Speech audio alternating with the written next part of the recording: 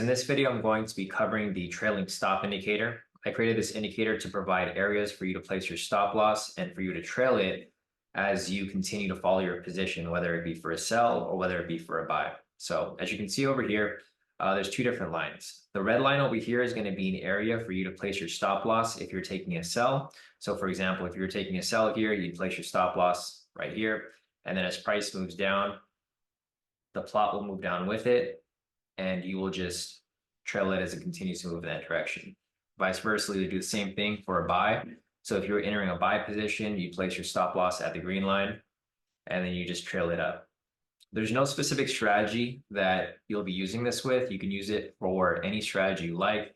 It works on any time frame. For the most part, I typically use this on the higher time frames, but I'm going to use it here on the 1 minute to show you that it works on lower time frames as well. So let me just show you an example of an entry here. So let me just turn on the trend meter. Let me turn on the momentum indicator. And as you can see right here, we have a buy signal and the trend meter down below is green. So if you're using a basic strategy like the intraday scalp, intraday trend strategy, basically if you have a buy signal and it's matching the trend meter, this means to enter a buy position, right?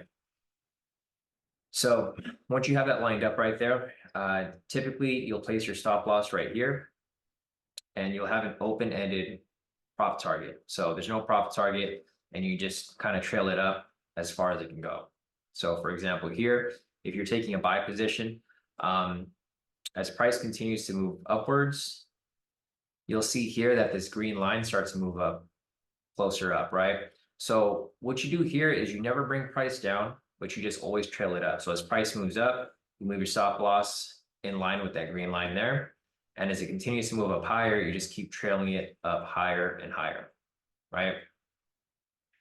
And then eventually price will go into profit. And at that point, you're now trailing your stop loss in profit. Your stop loss is now going to be at the green line right here. And everything above this or anything, if price does decide to come back down, you're basically guaranteed profit. So again, like I mentioned, no TP, and you just keep trailing it higher and higher. So as price moves up higher, you move your stop loss up higher. And then you just keep moving it higher and higher until price comes back down and stops you out in profit.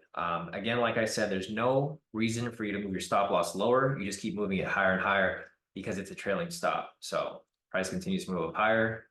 You trail it up higher until price eventually comes back down and stops you out in profit right there. So instead of going for a small profit, generally, I think for this strategy, you go for 100 pips. So that'd be your TP right there. If you just trailed it, you'd make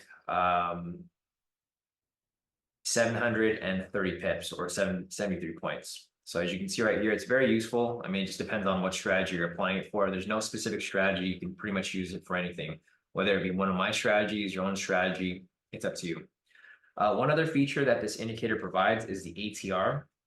So if you go to the settings over here, and again, if you don't want to use these trailing stops, you can always just take them off. If you just want the ATR, that's typically what I do during the live session, but it's just really up to your preference. If you want to leave it on, leave it on. If you don't, take it off. If you go over here to the inputs, you can just leave this at default. These are the default ATR settings. And then depending on where you guys want it, let me just take this stuff off. So depending on where you want it, you can place it either on the bottom right, top center, top right. I personally just put it bottom center because that's where everybody can see it on the live session. So depending on where you want it, that's where you'll place it. And those are the main functions of this indicator. So if you guys have any questions regarding this indicator, feel free to reach out. Otherwise, I will see you guys in the next video.